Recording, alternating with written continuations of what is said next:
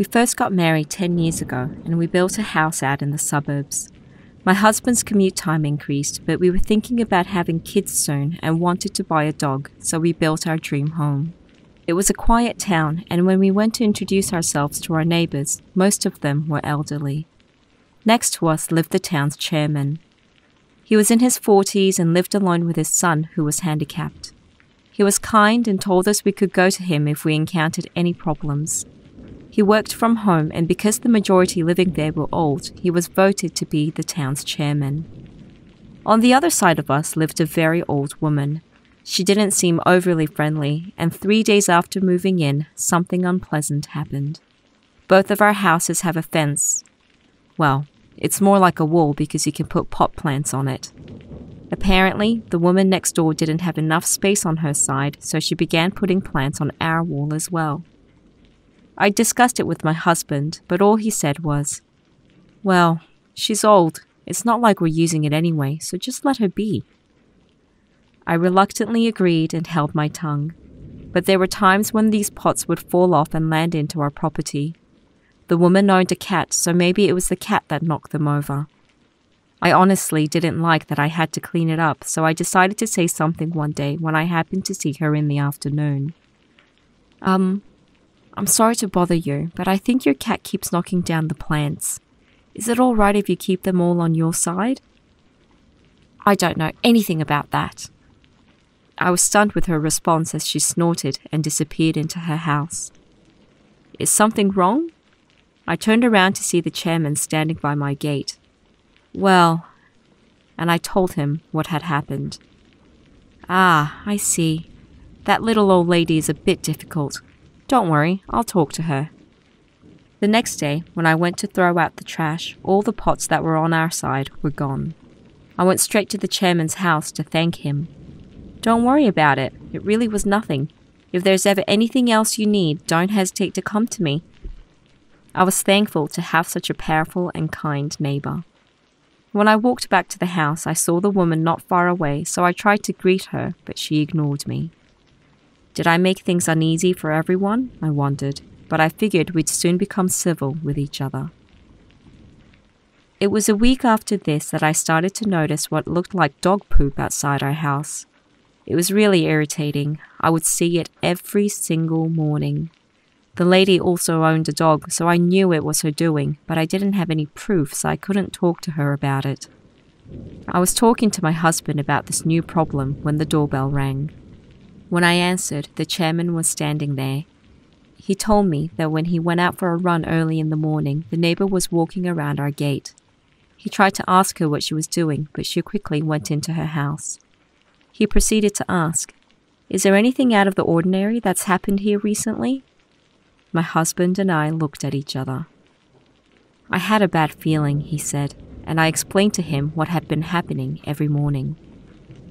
"Oh, well, I might have pissed her off that last time I talked to her. I'm so sorry. I'll talk to her again." No. I feel bad that you're always taking care of our problems, so I'll go and speak to her personally," said my husband. "That's not a good idea. That lady is really difficult to talk to. I've known her for years, so I think it'll be better if I spoke to her. It'll keep things more peaceful." So, once again, we became indebted to him, but we were relieved that we didn't have to talk to the woman ourselves. My husband and I agreed that we needed to get him a small gift as a thank you. From the following day, there was no more poop left in the front of our house. It was after this, though, that the chairman began to appear in front of our house every other day. He would come out of nowhere when I was hanging out the washing, coming back from groceries, or when I was tidying up outside. He was quite talkative, and I'd be stuck there for a minimum of 30 minutes up to an hour each time. The conversations was of no substance, and quite frankly, it tired me out. I used to make face and entertain him in the beginning, but after a while I started to check outside before going out and began hanging the washing in the upstairs balcony instead of in the garden. I was hoping he would get the hint. Fast forward 3 months, my doorbell rang. When I opened the door, the chairman was standing there with his son and said, "I'm so sorry to ask this of you, but I need a favor. I was called out to a last-minute meeting, and I was wondering if you could watch my son for 2 hours or so. His son was 15, but because he was handicapped, I guess he couldn't stay at home by himself. I hesitated. This was a big ask. I replied, "I'm so sorry, but I don't think I should in case something happens." "Oh, no, don't worry. You can just sit him in the living room and let him watch TV. If something happens, call me straight away and I'll come back," he said, and gave me his business card. I really didn't want to do it, but he helped us out of some sticky situations, so I felt I owed it to him. I replied a bit reluctantly, "All right." "Hey, say thank you," the chairman said to his son, but all he could mutter was, "Ah," while staring off into space. I showed him to the living room and turned on the TV, but I couldn't tell whether he was watching it or not. His mouth hung open and he just sat there. He was only 15, but he was as tall as his father, which made me feel quite uncomfortable. I gave him some juice, but he didn't touch it. 2 hours of uneasiness ticked by ever so slowly, and finally the doorbell rang. "Hello? I'm back. Thank you so much for doing this. I really appreciate it." Huge relief. I answered. I couldn't do much for him, but no worries. "I noticed you don't have any children yet." I was caught off guard by such a sudden question, and I said, No, not yet. It would be nice to have a girl, wouldn't it? Maybe one day she can get together with my son." He took his son's hand and walked off. I didn't appreciate his last comment, even if it was meant as a joke, and it gave me a bad feeling. That night, I told my husband about it, but all he said was, "I agree it's a pain in the ass, but he's helped us out a few times, so, yeah."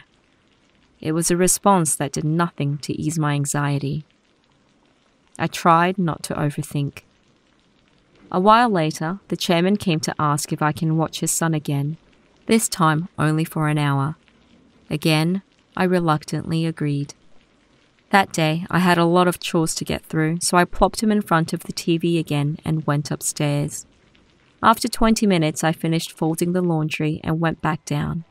The boy, who should have been in the living room, wasn't there.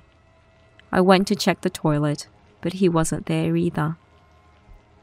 I went from room to room and finally found him in the bathroom.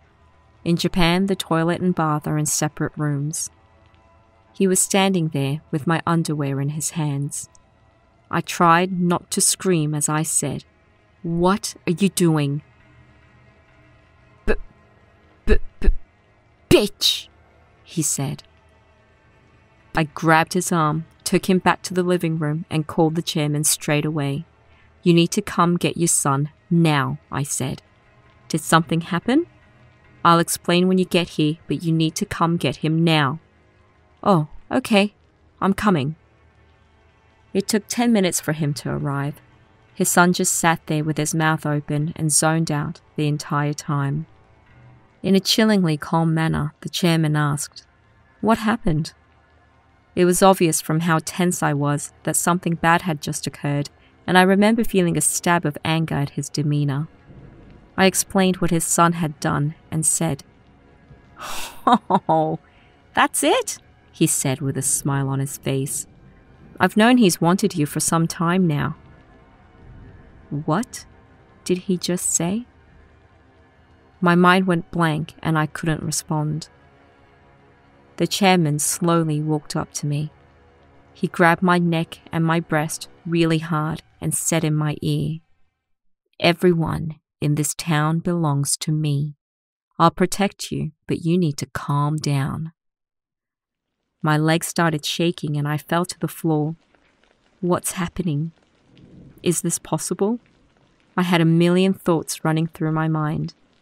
When I realized they had both gone home, I was in shock and in a daze that I didn't even notice. I called my husband straight away. He could hear it in my voice that something terrible just happened, so he left work early and came home to be with me. I cried and told him what the chairman and his son had done. He called the police straight away. I reiterated everything to the police when they got there, and they finally made their way to the chairman's house to investigate the matter. My husband went with them, but I was too scared, so I stayed in the house. After about an hour, they came back. The chairman had blatantly lied to their face and said the following while apologizing non-stop. His son had gotten a bit out of hand, and as he went to stop him, he bumped into me. He didn't bump into me on purpose and didn't do anything to hurt me directly. However, it was a forceful collusion, and maybe I had panicked because of it.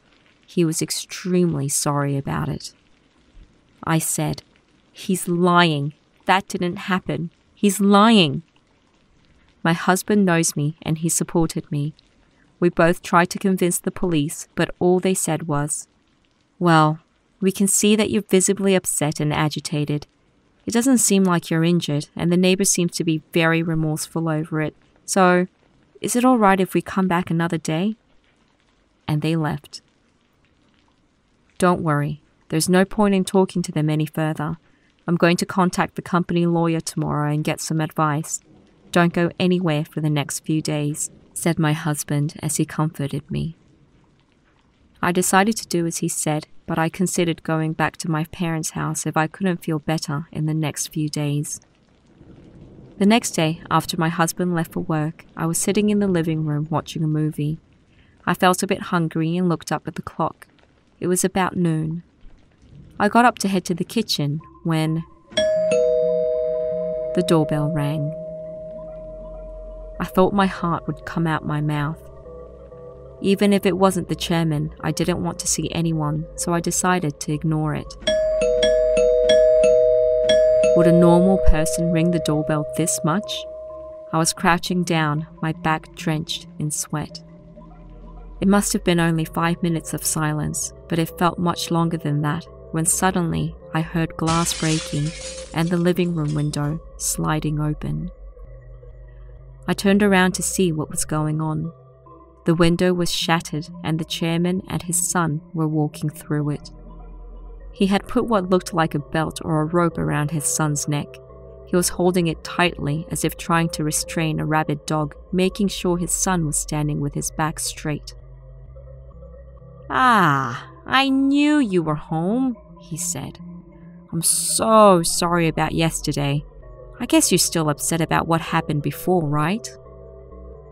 Hey, this woman cleaned up all your shit every day. With each word, he pulled the belt upwards, which made his son let out a painful sound, choking out loud. I thought I would go crazy. I was frozen in place and couldn't move. It's important to have some manners. So, I decided to come over here today to apologize once and for all. He yanked at the belt harder than before. I heard what sounded like a huge burp coming from his son. He started to twitch and fainted. It's not nice to do this in front of kids. You want a girl, right? Shh. You're being too loud. After this, I felt a violent blow to my face and I lost consciousness. When I came to, I was lying in a hospital bed. My husband saw me wake up and started crying. "I'm sorry. I'm so sorry," he said. I couldn't remember what happened, and once I had somewhat healed, he explained to me what had transpired. That day, the police arrived at the house right after I'd been punched, and the chairman was arrested on the spot for assault.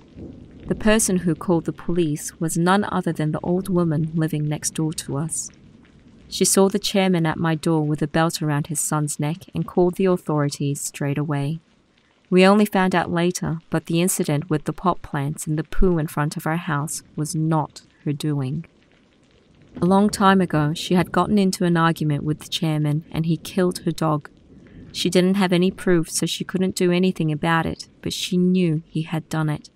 She was also too scared to confront him about it. After we moved in and she saw us talking to the chairman quite often, she did her best to avoid us because she didn't want anything to do with him. Upon his arrest, the police searched his house and property. They found tons of animal bones and other suspicious material that might have been evidence for further crimes, and he ended up being jailed for 8 years. He had told the police that he believed I was the reincarnation of his late wife. And I got PTSD from all of this. We sold our home right away and moved closer to my parents. My husband quit his job and is now working for a different company closer to home. Seeing we've just celebrated our 10-year anniversary, I thought I'd share my story as a means of wiping the slate clean. I'm going to tell you about the time I saw my friend Yuji's diary. We met at our first day of uni when he initiated a conversation with me. I just happened to be sitting in front of him, and that was it. He had moved to the city from the countryside, was friendly and outgoing, but sometimes I'd catch him staring off into space as if he had something heavy on his mind. It all happened when I went to sleep over his place one day. Yuji got an urgent call from his work and was asked to go in for 3 hours. I told him he could go, that I'll just wait for him till he got back. After he left, I was just looking around his room when I saw a notebook on one of the tables. Remembering we had a paper due, I grabbed it thinking it was his notes from class. I opened it up and flipped through the pages. They were indeed his notes, and he'd done a damn good job of keeping it organized and neat. Then, I found another notebook wedged in between the pages with the word diary on the cover. I sort of laughed at the thought of Yuji keeping a diary even at this age, and I, of course, got intrigued about what was inside. It's an obvious invasion of privacy, just like if someone looks into your phone secretly, but I just wanted a little peek and nothing more. Just enough to get a feel, I promised myself. I opened the diary up and read the entry. I got into uni. I made a new friend called Kazuma. Ah, that's me. It was dated back to the time we first started uni. I felt a bit embarrassed reading other people's thoughts, but I wanted to know what kind of guy he was, so I decided to read an entry a few pages back. It read, "I'm leaving home tomorrow. Bit anxious about my new life, but also looking forward to it. Hope I make some friends." I guess this entry was before he left home for uni, and Yuji seemed to have the same worries as the rest of us. I went back a few more pages. September 4th. Had the dream again. I really need it to stop. It's in the past. Go away. I paused, changed position, and continued to read. Yuji was apparently having recurring dreams, and I could tell he was starting to feel annoyed by them. August 24th. How creepy. Stop coming out in my dreams all the time. You need to cross over. From the words crossover, I was able to get a general idea of what was going on. Someone Yuji knows must have passed away, and this person was appearing in his dreams. I wanted to know who it was, so I started flipping through the pages looking for the keywords dream and death. 1 year, 2 years, 3 years, 4 years. He's had these dreams for a long time, but it seemed like this friend had died about 10 years ago when we were in upper elementary school. Even now, as a university student, this person was still giving Yuji nightmares. I opened the diary from the start and searched for who this person might be. Maybe I shouldn't be looking for the word death. I should look for die, dead, or passed away. I mumbled, died, as I flipped through the pages, and I finally found an interesting entry from when Yuji was in 5th grade. He had written that his friend Fumiya had died. I read it out loud. February 2nd. I went to play in the mountain with Fumiya. We got into a fight and he fell into the pond when I pushed him. I tried to grab him, but I couldn't reach him, and before I knew it, he was gone. I fell silent and could feel my face tense up. March 22nd. The school won't stop hassling me since Fumiya disappeared. The police and his parents asked me so many questions, but I told them I didn't know anything. Did Fumiya die? It was obvious that Yuji hadn't told anybody about the incident at the pond. May 16th. I dreamt about Fumiya. His body was greenish and he stank. June 1st. I dreamt about him again. His face was all messed up and it scared me. He was saying something, but I couldn't hear him. July 11th. I'm sorry, Fumiya. Please stop coming in my dreams. August 9th. I'm so sorry. Please forgive me. The next few entries was of Yuji apologizing to Fumiya. There were of course other entries too, about class trips, sports days, outings with his family, and other fun stuff. But Fumiya popped up in between them, and each time the penmanship was messy, the words pressed down hard with the pencil. Yuji was writing in his diary every time he dreamt of him. I fast-forwarded to when he was in middle school. November 4th. They found bones in that pond. Everyone was excited about it, but I was scared. Fumiya was treated as an accidental death. My mum told me his parents had said how happy they were that their son was finally found, which made me feel horrible. As is normal, Yuji was overcome with guilt. January 24th. Fumiya, stop coming in my dreams. Can't hear what you're saying. March 5th. I'm sorry, I'm sorry, I'm sorry, I'm sorry. May 19th. I'm seriously so sorry. Please forgive me. May 28th. Fumiya's head fell off. His neck was rotten. His eyes were on the ground. He grabbed my leg. He's gonna kill me. June 6th. Fumiya killed me for the first time. He squashed my eyes and strangled me. He shoved mud and insects and things into my mouth. It was a dream, but I couldn't breathe. June 13th. He killed me again. He bashed me with a rock over and over again. It hurt. June 17th. He was laughing at me.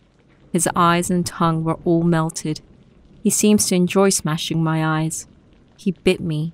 He was like a zombie. I started to feel a bit nauseous, so I stopped reading for a bit.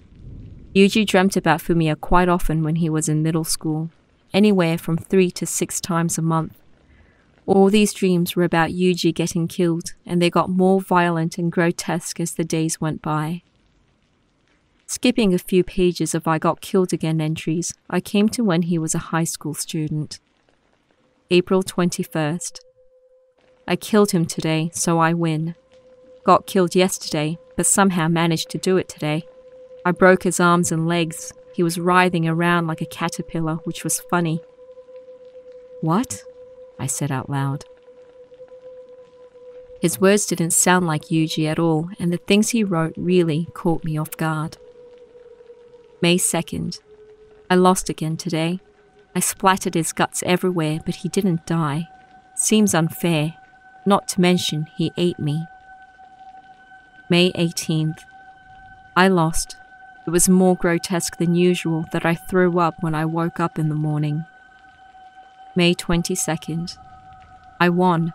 I cracked his head open and something came out. It was gross. June 9th. I broke his finger, but realized I'd done it to myself in my sleep. August 22nd. It hurts. It hurts. My head hurts. Fumiya won't go away. There was dried blood on this page and I shivered. Yuji was losing his mind. That much was for certain. Could Fumiya really be appearing in his dream at this frequency? They were killing each other over and over again in every single dream. I continued to read and finally came to an entry from the year before. December 29th. What does he want? Is he coming to me because he's feeling lonely? Is he killing me because I killed him? Maybe if I take someone else to that pond, he'll stop bothering me. I need to find someone. Another playmate to take my place. February 17th. I took Riku to that pond. I prayed to Fumiya when I got there. This is your new friend. Do with him as you please. May 26th. Riku tried to hurt himself. I hadn't dreamt of Fumiya for 3 months, but he reappeared today. I need to take another friend to that pond. June 4th. I took Takeda to the pond. Here's your new friend, Fumiya. October 6th. I waited for a fair while. Fumiya, I'll bring you the next one. January 23rd. Arata died in an accident. I wasn't expecting that, but maybe he caused it. April 2nd. What should I do about uni? I need to find people that would come back to my hometown with me, otherwise Fumiya's going to start bothering me again. May 22nd. I think Kazuma's good.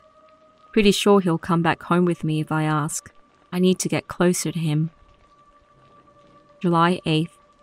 I told Kazuma about taking a trip back home with me. He seemed happy. I got killed 3 times today, but I feel like something good's gonna happen. October 18th. Think I've gotten pretty close to Kazuma now. I'm gonna try to invite him next summer. Fumiya's looking forward to it too. I was completely shaken up and agitated when I read the last few entries. My name was all over his diary, and Yuji was planning to take me to the pond. For Fumiya. I don't know what happened to the other 3 that were mentioned in his diary, other than Arata, who died due to an accident. What happened to the other 2? It was impossible for me to find out, and it terrified me. What will happen to me if I go to the pond? Will I start dreaming like Yuji? Will I get killed repeatedly, or will I die from some accident like Arata? I started to feel cold just thinking about Fumiya. This all might just be a made-up story, but there was no way to tell. Just then, I heard the front door open. Yuji had come home. I didn't notice, but I had been going through his diary for almost 3 hours. I quickly put the diary back into the notebook, put it back on the table, and pretended to be on my phone. "Hey, welcome back," I said as nonchalantly as possible. "So sorry I had to leave like that. Here, I got something for you," and he gave me a bowl of rice and beef. I felt like he was looking around the room to see if anything was out of place, but that might have just been my paranoia. "Oh, thanks." I got the food from the bag and acted excited. I needed to move to quieten my racing brain and heart.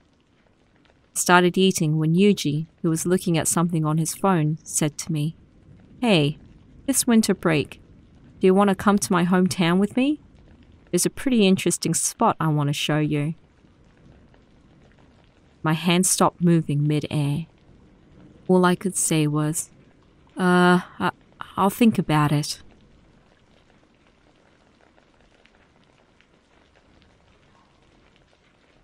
A long time ago, rings that were shaped like dolphins became hugely popular. I, Saya, was in lower elementary school and had an older sister, Lisa, who was 10 years older than me. She was rough around the edges, the type that didn't like to follow rules, and her friends were all the same. During summer break, she would invite her friends over almost every night and was constantly fighting with our parents. Her friends included Takuya, a guy that really didn't like little kids, and a girl, Honoka, who was really nice to me. Every time I got close to my sister's room, Takuya would tell me to get lost, and Honoka and the others would tell him not to be so mean to such a little girl. They would try to make me feel better by giving me some sweets and sometimes letting me come into the room. I didn't like Takuya for obvious reasons. He would be over our house all the time and sleeping over, but he couldn't even try to be nice. He'd get pissed every time I came close, and even if he saw me outside somewhere, he'd tell me not to look at him. Honoka, on the other hand, I really liked. She gave me fireworks and sweets every time she came over and always tried to make me feel better after Takuya had said something mean to me. When we saw each other outside, she'd say hi and sometimes even play with me because I didn't have any friends. She always used to say she wished I was her younger sister. Summer break was coming to an end when out of the blue, Takuya gave me a dolphin ring. He slipped into my room without my sister or the others noticing. He tossed a box wrapped in pretty pink paper to me and said, "Here you go." It wasn't my birthday or anything, so I thought it strange, but I couldn't contain my happiness. I thought that maybe Takuya finally wanted to be my friend too. Dolphin rings were popular then, and it was the first present he had ever given me. It was way too big, but I loved it so much that I fell asleep with it clutched in my hand. In the middle of the night, I woke up to a burning hot sensation. It was the dolphin ring. It was so hot as if someone had put it into the fire for a while. I was still half asleep and started crying because I thought the ring was broken, but no one came to check in on me. It was the middle of the night, so I guess it made sense that no one came to see what was going on. But my mum, who should have been sleeping next to me, wasn't there. By this time, the ring had cooled down, so I took it in my hands again and went to the living room where the lights were on. My parents were in there, their face pale, and told me that my sister had been in an accident. I don't really remember much after this, but my sister had gone with her friends up to the mountains on their motorcycles. On the way back, they all got into a pile-up crash. My parents couldn't find out much about my sister's situation over the phone, and yet they didn't leave the living room and they didn't try to go to the hospital.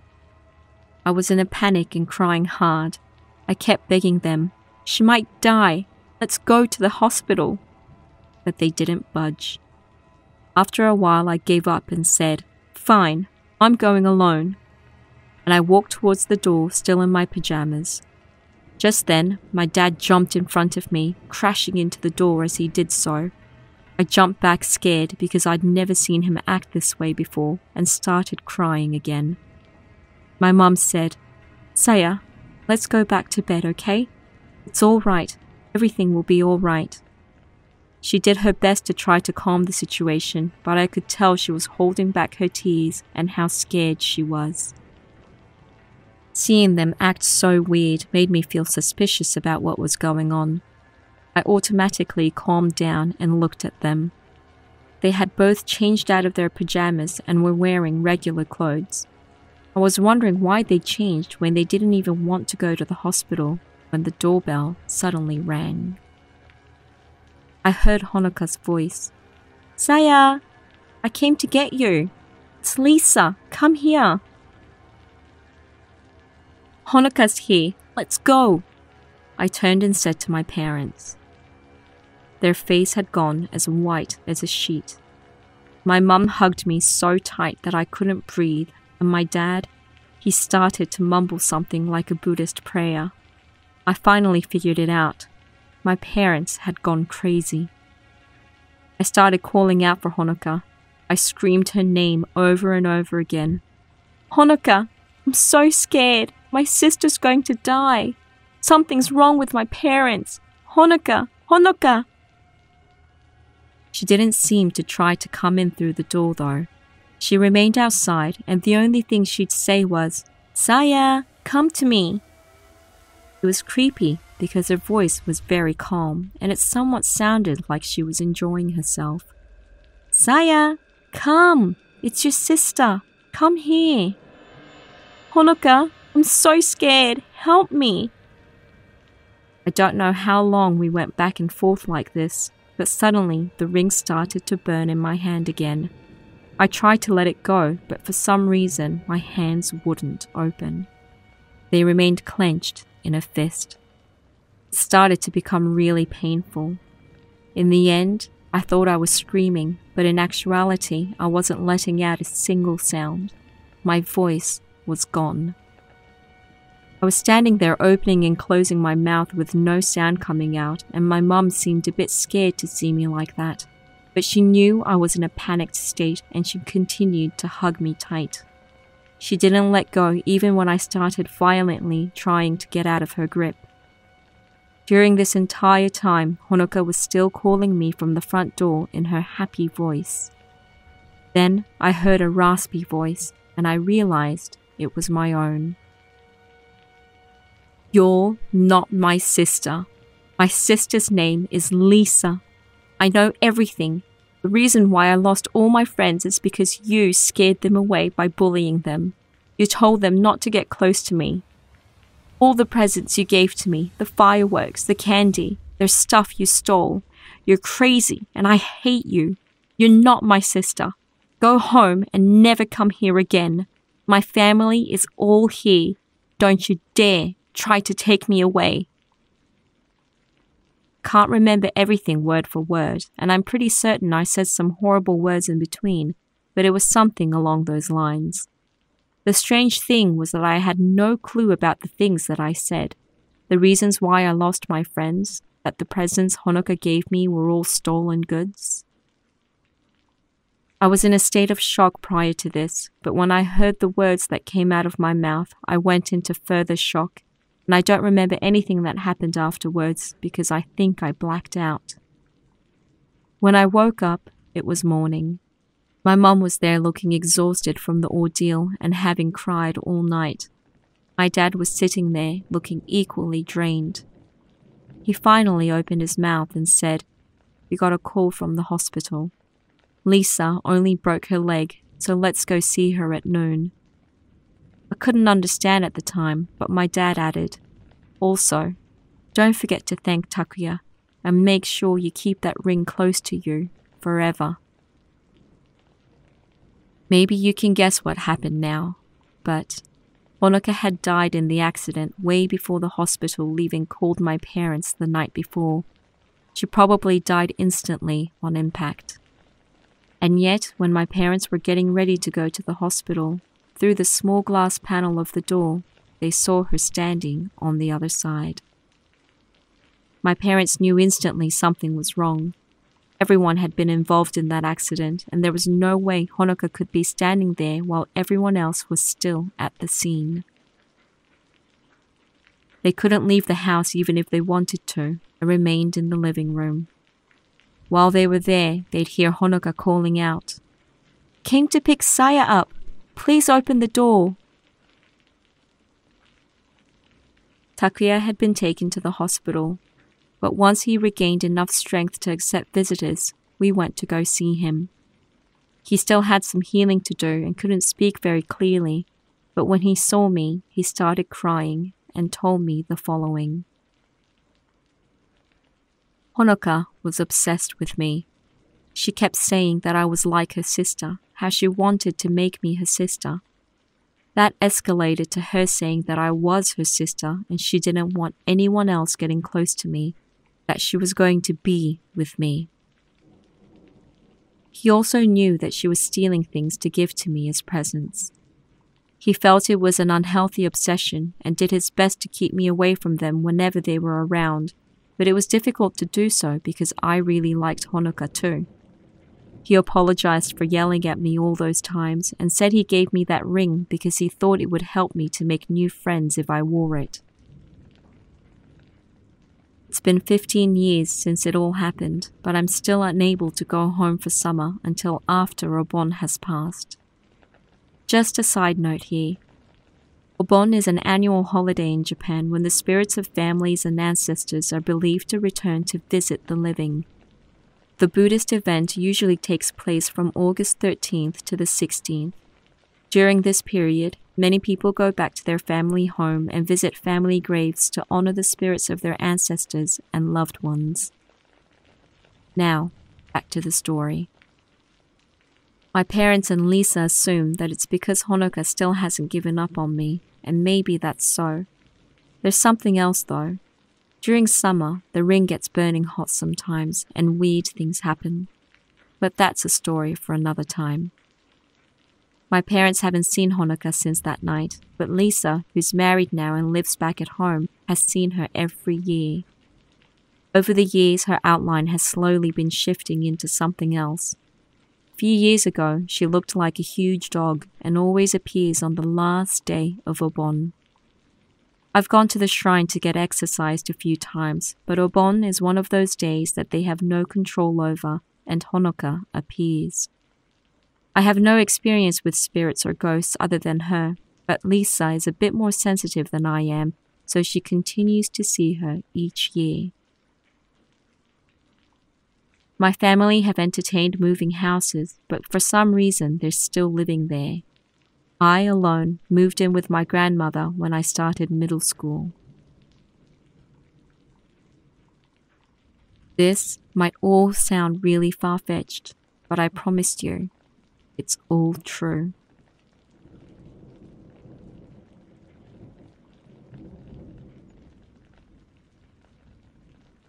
Hey guys, just a bit of warning before I begin the last story. This one is very disturbing and made me feel sick when I read it the first time. If you have a weak stomach, please skip this one. Here I go. This is my experience from when I was in high school, but it has affected me to this day. It was 10 years ago in the winter. I used to live in the northeastern side of Japan. The world was still reeling from the Great East Japan earthquake. Luckily, the tsunami didn't reach our town, but the earthquake hit us quite badly. Our house got damaged, and we had to flee to an evacuation center and stay there for a while. One of my good friends, Aiko, was there too. Her parents had died when she was still in kindergarten from a car accident, and so she was living with her grandmother from her father's side. As if that wasn't enough tragedy for a child to experience in her lifetime, their house was destroyed by the earthquake and her grandmother lost her life. So, at the shelter, she was living with me and my parents. One day, Aiko, who had been sad and depressed up until then, started talking to me with a smile on her face. "Hey, guess what? My cousin Haruto said that I can go live with him." Her cousin was 5 years older than her, and he had already graduated university and was working. "I'm so glad to hear it. I remember you used to have a little crush on him," I replied as brightly as I could, laughing. After losing her grandmother, Aiko was devastated, so I was so happy to see her smiling again. "Yeah, I know. He's single and lives alone too." "Are cousins allowed to date?" she said. "Actually, I think they're even allowed to get married," I replied, both of us laughing. "It's a bit sudden, but I'm leaving in 2 days." She turned to my parents, thanked them for everything, and began organizing her things. I was just really glad that she had found a family member who could take care of her. She then said to me, "Hey Nami," which is my name, "I'm a bit nervous to go down to Osaka by myself. I haven't seen Haruto in so long. Will you come with me?" "What? I've never even met him. Plus, I don't want to be a third wheel or anything." Aiko said to my parents, "Nami can come with me, right?" My dad replied, "It might actually be a good idea to get out of this place for a while, get some fresh air and think about something else." All right then. I better start packing, I guess. The plan was for me to go with her for 2 nights and spend the night at her cousin's place.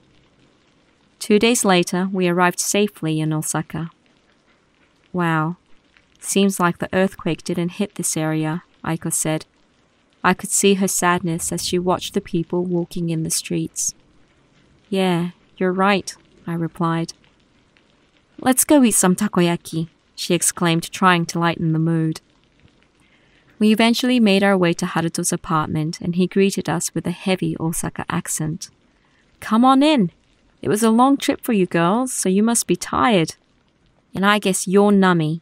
Aiko's told me a lot about you." He was a lot better looking than I had imagined and whispered to Aiko, "Geez, he really is good looking. Right? Don't take him." We whispered back and forth and entered his apartment. It was quite big for just one person, and we were impressed, as Haruto explained. I used to live with my girlfriend, but she dumped me, so yeah. Aiko was smiling from ear to ear as she looked around. You can use this room with Nami. And Nami, you're more than welcome to stay longer if you want to. Thanks for the offer, but my parents will get worried, so I'll be heading back after the promised 2-day stay. Hey Haruto, can you take us sightseeing? You're just as hyper as you used to be, Aiko. Alright then, you girls get ready and let's head out.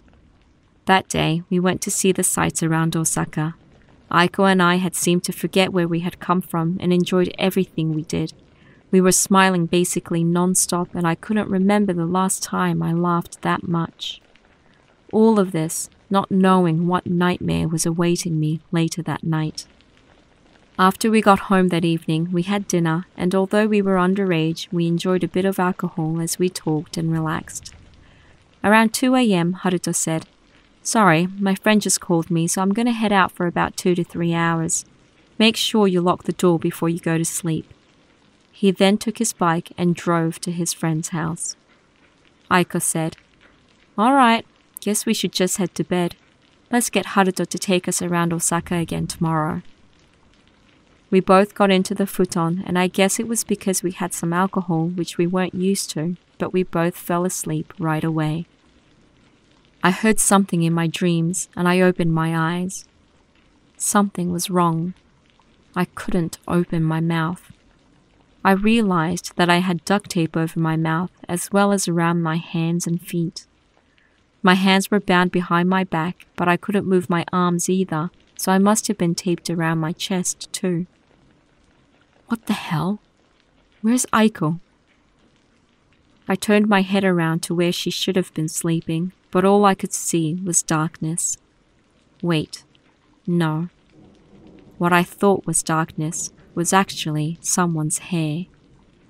And then I saw someone's face. It was smiling. A smile that no normal human could make, with his eyes glinting in the dark. Hey, you laughed, didn't ya? Or at least that's what I thought he said. What? What is he talking about? Where's Aiko and Haruto? I had never been so confused and scared in my life. I was trying to figure out what was happening when I smelt it. A smell of rotten eggs. Hey, you. You laughed, didn't ya? He repeated himself again and opened his mouth, smiling. Lying down next to me, he moved his face closer to me.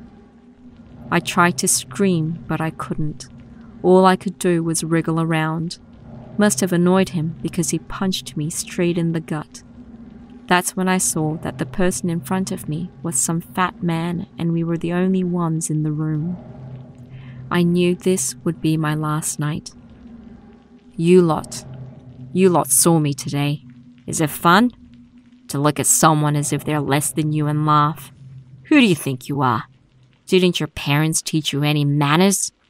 Considering what a bitch you are, your parents must be little shits themselves.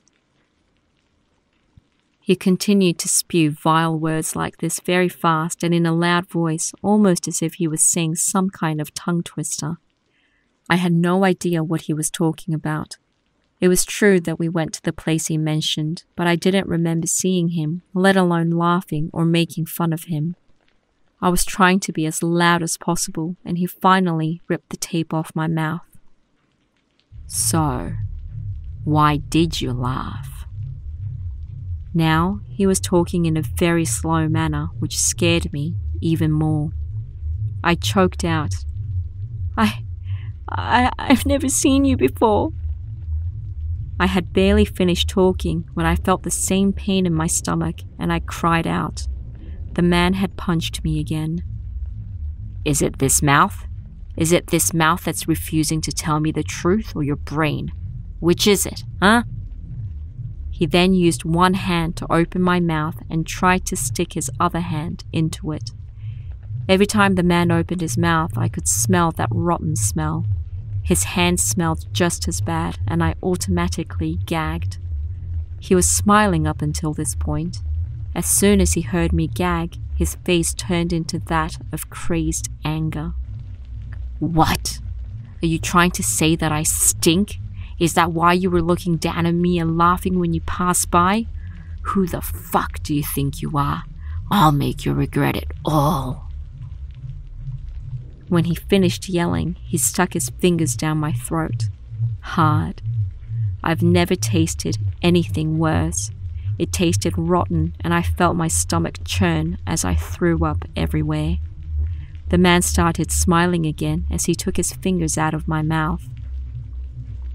Why? I didn't laugh at you, but it's true. I did pass by the place today. I'm sure I was laughing about something else. I'm sorry. I'm sorry if you thought I was laughing at you." I tried to talk, but I was crying so much that it was difficult. I begged for him to forgive me. "I don't give a shit. You looked at me and you laughed, and now it's my turn to laugh. That's all there is to it." He stood up and took something out of his pocket. "Open your mouth," he said, and he pried it open again with incredible force and shoved it into my mouth. It was a lighter from a 100-yen shop. "Now, close your mouth," he ordered. I did as I was told. I felt a jolting impact on my face and heard a small explosion at the same time. It shook my brain. The man had punched me hard in the face as soon as I closed my mouth, and the lighter had exploded. I smelled and tasted a mixture of blood and lighter fluid. Another blow to the face. Everything spilled from my mouth, massive amounts of blood, spew, and teeth. I lost all hope and decided not to say anything more. It was useless. I was going to die tonight at the hands of this man. He stood up again and took something else out of his other pocket. I was in and out of consciousness, not knowing what was real or not, but I could clearly see that he took out a small glass vial. There was some pink liquid in it. He bent down in front of me and opened the lid. "You're gonna get laughed at too. You obviously don't know how others feel, so I'm gonna teach you a lesson." I was laying there and didn't even have the energy to close my mouth anymore. He smiled and stuck the vial into my mouth. The moment he did, I smelled something that I hadn't yet smelled in this world. It made its way up my nostrils, and again I could feel my stomach starting to churn as I gagged.